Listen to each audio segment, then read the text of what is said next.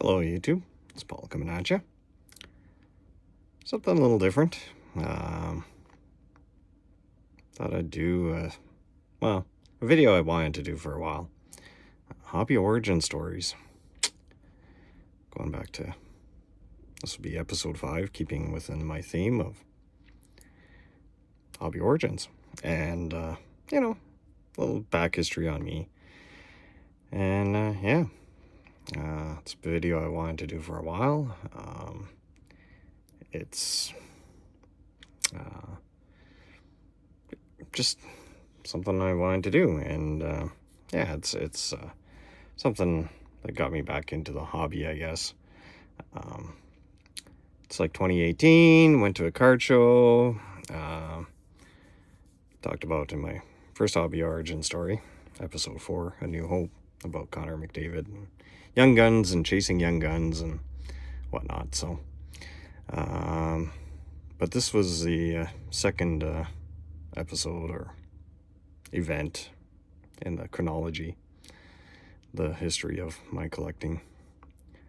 And, here it is. So in 2013-14,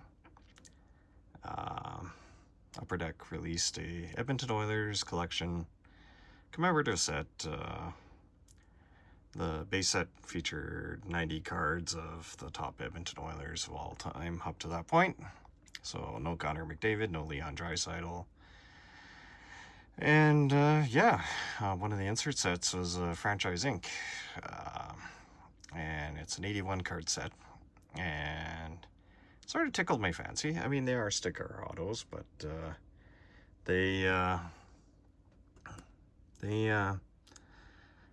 it's the Franchise Inc.'s 81 cards, a lot of memorable Oilers and some not so memorable, but so here we go. Start off with, we got Anson Carter, early 2000s. Had a couple of good seasons for us, and then of course he got moved on, and at that time when ownership wasn't as stable as it is now. So and then Al Hamilton, one of the first Oilers, he got his jersey number retired, hangs in the rafters. Andy Moog, and I can't tell if that auto faded or if it was just a black pen he used, but it kind of stands out. Andrew Cogliano, he was that first wave of young players that gave us hope in 2007, 8. First round draft pick, good World Juniors, and things didn't work out. But then you got Adam Oates. He had a cup of coffee with the Oilers towards the end of his career. I can't remember if we were the last stop or if we were the second last, but yeah, he came and played with us, and if you notice, signed it number 12 on the sticker, wearing number 77. There's a couple other player jersey numbers that are incongruent with the sticker in the picture. Bob Essenza. And then Bill Guerin. Late 90s, key player. Bernie Nichols, as I mentioned before, famously got 2 speeding tickets on the way out of Edmonton when he got traded. So, that's a great one. Pretty sure, one of the last players to wear number 9, because Bill Guerin, and then they retired Glenn Anderson eventually. Bill Ranford, his autographs softening up with old age. Probably one of the last great stand-up goalies, or one of the last great stand-up goalie performances, winning a Stanley Cup. Conn Smythe Trophy winner. And then Jimmy Carson. And the backs of the cards, I didn't double the cards up, but I just have the congratulations, which kind of ticked me off. It would have been nice to have stats or a little blurb. But yeah, you got Jimmy Carson, key cog that came back to Edmonton from LA in the Gretzky trade. That got traded for key cogs that helped us win the 90 Cup. Like, he lasted a season in 5 games. And got traded to Detroit. Charlie Huddy, underrated defenseman. Like, the guy would be like a $6-7 million a year guy if he played today. And Dwayne Rollison, 2006 Stanley Cup playoff hero. Wait a minute. So that's where Curtis Joseph is. And I have Curtis Joseph, and it's just occurred to me that I can go find him, stick him in. So give me a bit.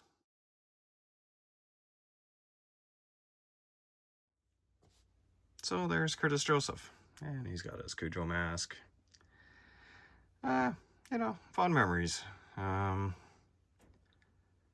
As an adult, I mellowed. Yeah, he did leave us as a free agent to go win a Stanley Cup with the Toronto Maple Leafs. Yes, those Toronto Maple Leafs that have not won a Stanley Cup. So, yeah. But nonetheless, he's one of the rarer cards too. But yeah, some fond memories. He beat Dallas and Colorado in the late 90s in the playoffs.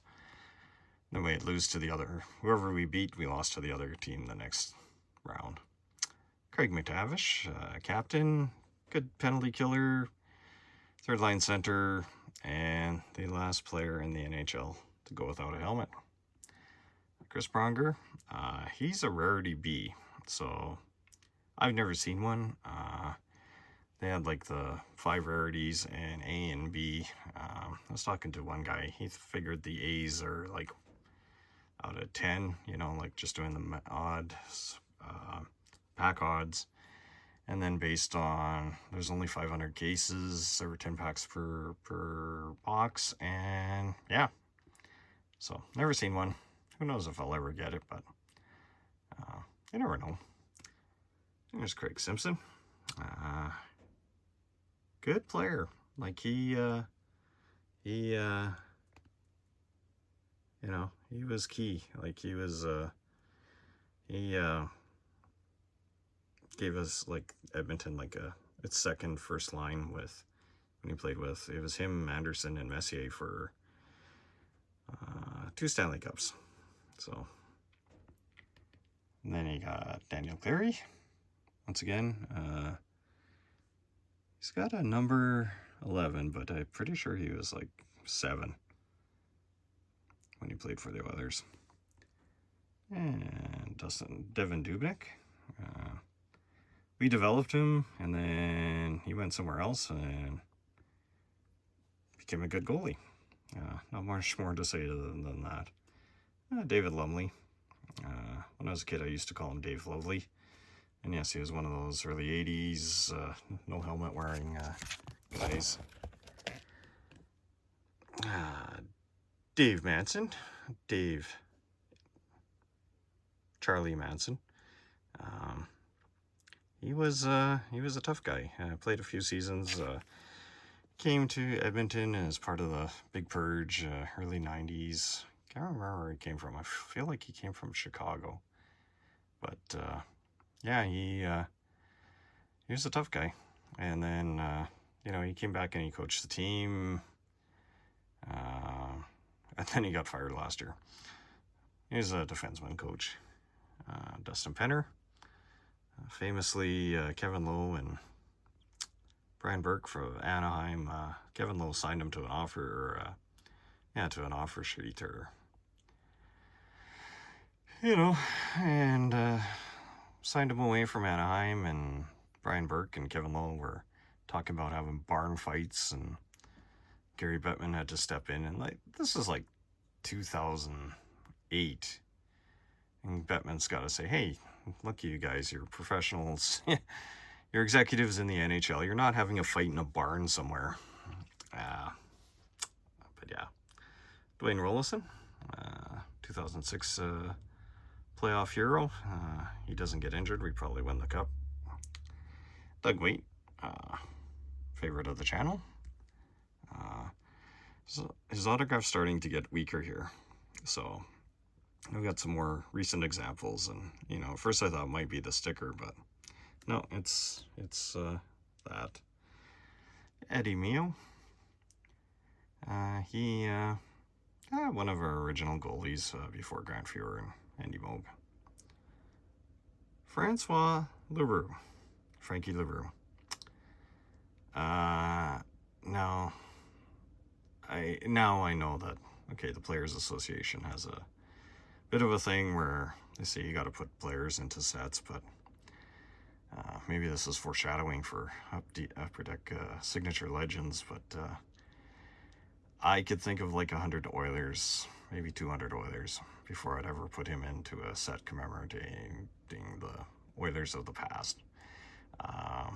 Stat line was like 7 or 11 games and 10 fights, maybe had an assist. And I realized that for 5 of the 7 other Canadian teams in the NHL, I mean, that gets your jersey in the rafters and place on the Wall of Fame. But yeah, probably the weakest card in the set.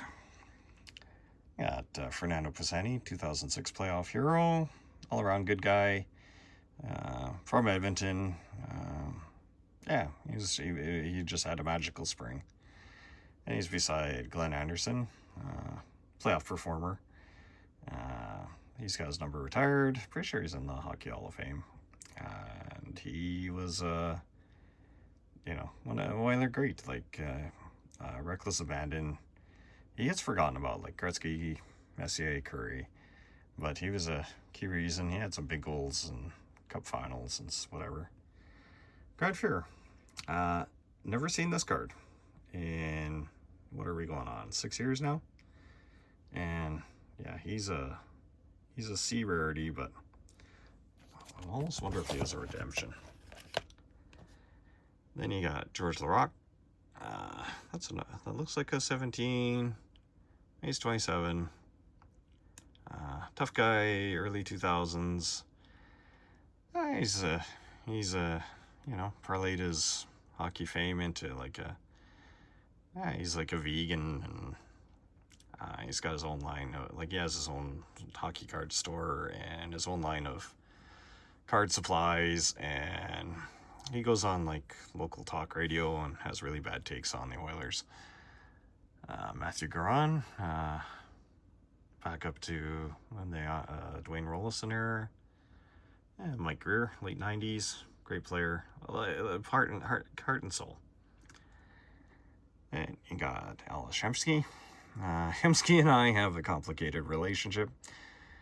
He's probably one of the top 3 most talented, like skill-wise, talented players to ever play for the Oilers. And yet he would do these frustrating things where you'd just disappear. There was a lot of, I try to keep this kid friendly, but there's a lot of fuck sakes Hemsky towards the end of his time. Make a 4-foot drop pass 2 feet across the blue line, so now it's either offside or it's going back the other way. But just like he had some great moments. I think he scored either a game tying or a series winning goal against Detroit in 2006, and yeah, just one of those guys. Darcy Hordichuk, tough guy, and he sells real estate now. Jason Arnott, one of my favorite Oilers, 93, 94, I was 18. We'd just gone through the 92-93 season, and he showed a lot of promise. Big, powerful player, right-hand shot. Yeah. Jeff Bukaboom, fun name to say when you're like 10. Jason Chimera, one of the fastest skaters, and once again, it looks like a 25, which he did wear in Washington, versus 28. And then Jeff Delorier. Eberle, I've never seen an Eberle. And I use these sticky notes because I used to have big gaps, and when I was organizing the binder, I was trying to alphabetize it because the numbering's not numbered. It's FIGL. So but Everly, like, he's not even one of the rares. So once again, I wonder if he's like a redemption. Yari Curry, favorite Oiler from that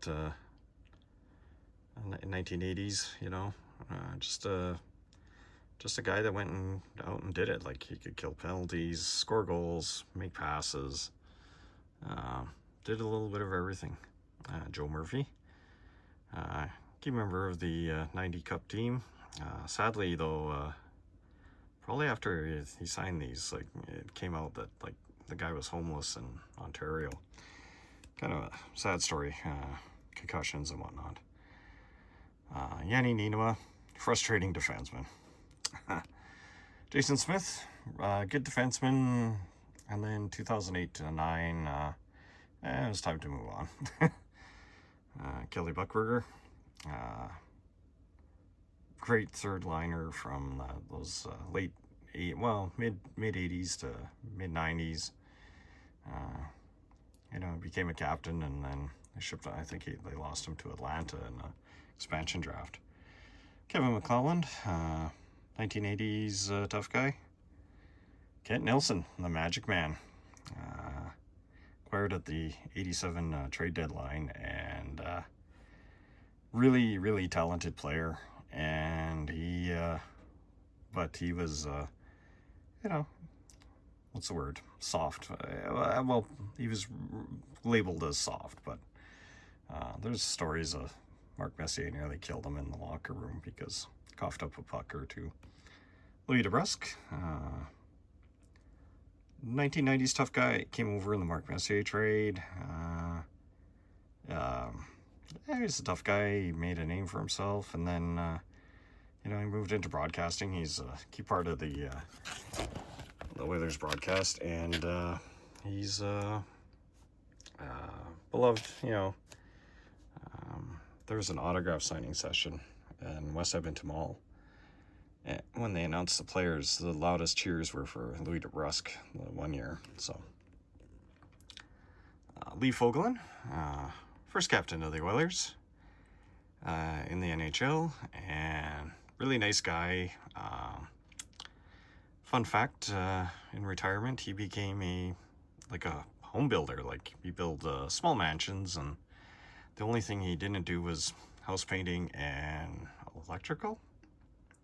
And late 90s, I worked for a company painting houses, and we subcontracted to him and worked with him a few times. Very quiet, very mild-mannered. He's one of the alumni that lives in Edmonton that's very, very, he's very reclusive, so, just a great guy. I remember Saturdays, he would give me $20 and I'd go to the gas station and get coffees for the crew. Kenny Linsman, the Rat, just an absolute holy terror. And he scored the only goal for the Oilers in the alumni game at the first Heritage Classic outdoor game. Ladislav Smid, wasn't ever a really big fan of him. He came to Edmonton in the Chris Pronger trade, and then he was there, but just a bonehead. Not a fan. Marty McSorley, tough guy. Gretzky asked for him to be included in the trade to LA, and Scott actually has a fairly neat signature for somebody that got punched in the head, and plus when he high-sticked Donald Brashear and put him in the hospital. Marc-Andre Bergeron, he was an undersized player. The year Pronger was in Edmonton, who's the kid on the ice beside Pronger, because they both played defense together, and maybe sadly most notorious for running into Dwayne Rollison, knocking him out of the Cup final. So otherwise we most likely win the 06 Cup. But Martin Jelena, Matty Hagman, European, early 90s. I remember him vaguely, but don't have much. Mike Krushelnyski. He was like the Swiss Army knife of players. Like, he could play with Gretzky. He also went to LA with him. But he could play on the power play, penalty kill, center his own line, be a winger, do it all. Like, just a good player on those first 4 cups. I'm pretty sure he was with us for the 4 cups. Mark Lamb. He was with us for 90. It was Messier, Mark Lamb, and Craig McTavish centering lines. There's the Messier. That's an A rarity. Once again, I've never seen one. There's a card shop with the set for sale in Edmonton. Well, it's been there for a couple of years, and yeah, I almost want just to ask to see him, just so I can see him. Ethan Morrow. He was a captain of the. Well, I became captain after Smith. Jason Smith, and just a gutsy heart and soul player. I was autograph hounding after a game the year after he got traded to Edmonton. Actually, I still have it, and Pacific had just come out, and I got some autographs, and he saw the card, and this is the first time him and his girlfriend, like, I had doubles, and I gave him one, and he signed one for me, and he kept the one, and I hope it's somewhere. I don't know if he married the girlfriend at the time that he had, but Magnus PRV. 2010s, one of those promising young players that never really panned out. Marty Reisner, Craig Muni, Nugent Hopkins. Once again, I've never seen one. There was one on Kijiji, which is like Craigslist in Canada, and I just couldn't line it up. Like, it just wasn't going to happen. Neil Yakupov. This was a redemption. The seller actually sent the redemption with it, so that's kind of neat. Then here we have Paul Coffey. Well, once again, haven't seen one. So him and Messier are the rarest ones in the set, which doesn't really make sense, but whatever. There's Patrick O'Sullivan. 2008-ish Oiler. He had a really rough life, like in junior. I think there was something with his dad, and kind of messed him up. And he had talent, but there's the redemption. Randy Gregg, Dr. Randy Gregg, one of the most curious player arcs. So the guy was playing at, he was becoming a medical doctor at the University of Alberta. He played for the U of A. Glenn Sather wanted him to come and try out, and he went to Japan and played for the Hokkaido Bunnies. And then he came and he won some Stanley Cups. And he's got that doctor's signature. That's actually probably one of the neater doctor signatures, but yeah, he'd practice in the off season, and yeah, retired, and he's a doctor in Edmonton. Ron Lowe, one of the original goalies, and then he became, he was a coach late 90s. Actually, he was with Doug Waite, and when they were taking on Colorado and whatnot.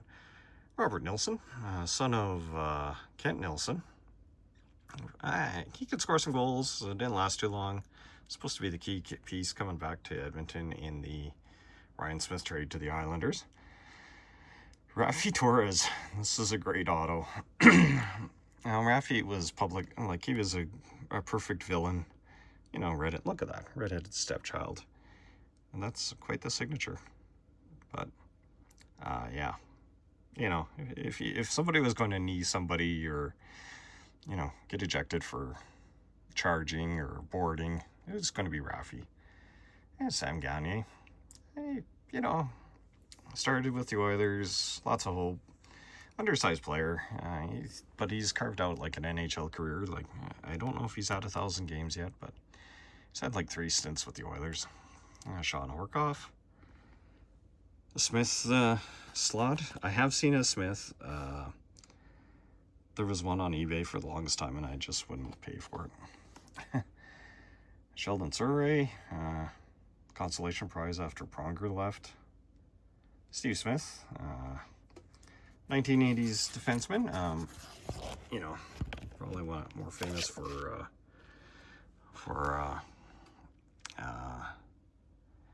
scoring an own goal against Calgary. I can't remember if it was the first round or the second round, but Game 7, just fires a weird pass and goes in off Fuhrer, and Oilers lose the game, and this is the 86 playoffs, and but as a sign of redemption, they win the cup in 87. Gretzky gets the cup, and, you know, the players skate around the ice. Gretzky gave Steve Smith the cup. He was the first player or after Gretzky did a little victory lap. So that was a cool moment. Jarrett Stoll, future Stanley Cup winner with LA. And he was big in 2006.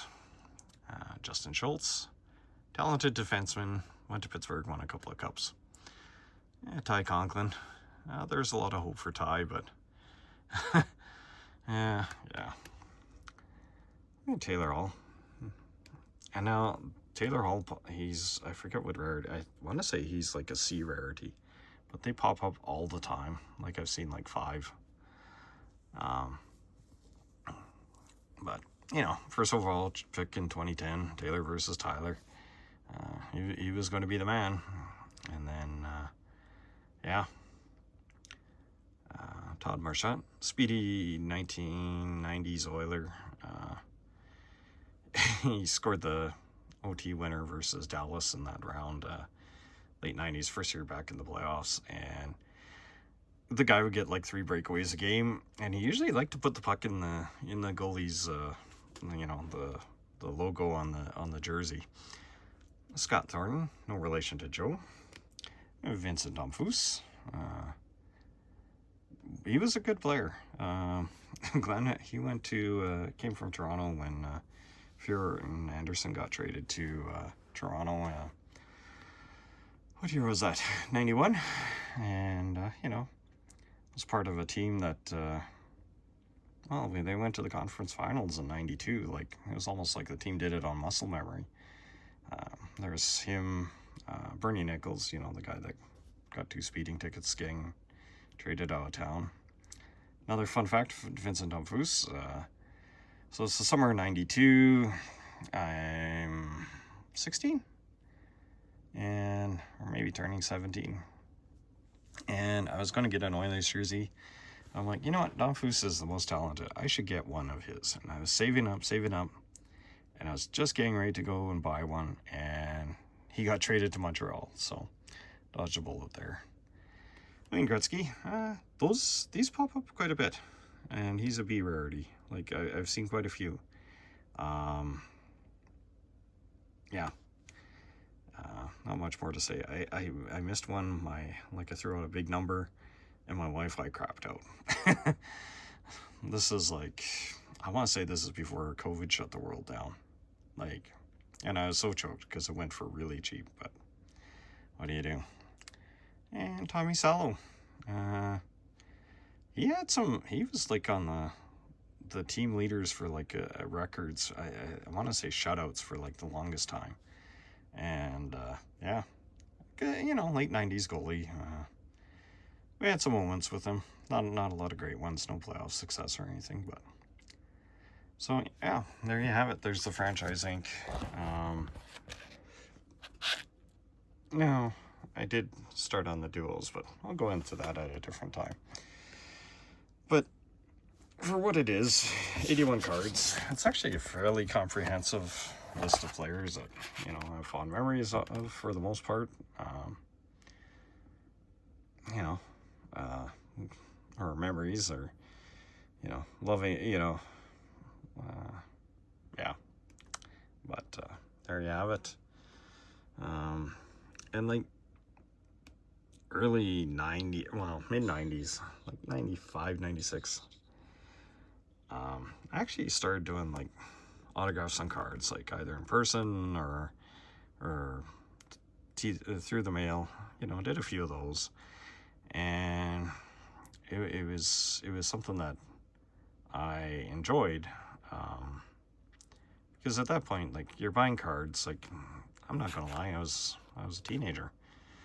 Some of it was part of my retirement plan, and then, you know, a year later, something you bought for $10 is $2, and, you know, down arrows in the back everywhere. And so I turned to collecting autographs. But yeah, so when I saw these in 2018, I'm like, this set's probably doable. I mean, I don't need all of it, but it's something that I like to collect. The Curtis Joseph was actually one of the last ones that I've added, and that was over a year and a half ago. Maybe 2 years, well, year and a half. But okay, so I'm starting to ramble. This is going to be a long video, but yeah, just some fond memories. Oh yes, Dustin Penner. He also famously injured himself eating pancakes when he was with LA. He did win a cup. I can't remember if he was there for both, but he did win a cup with them. But yeah. So there you have it. Hobby Origin Story, episode 5. And as Ed Wesker Griff says, get amongst it, y'all.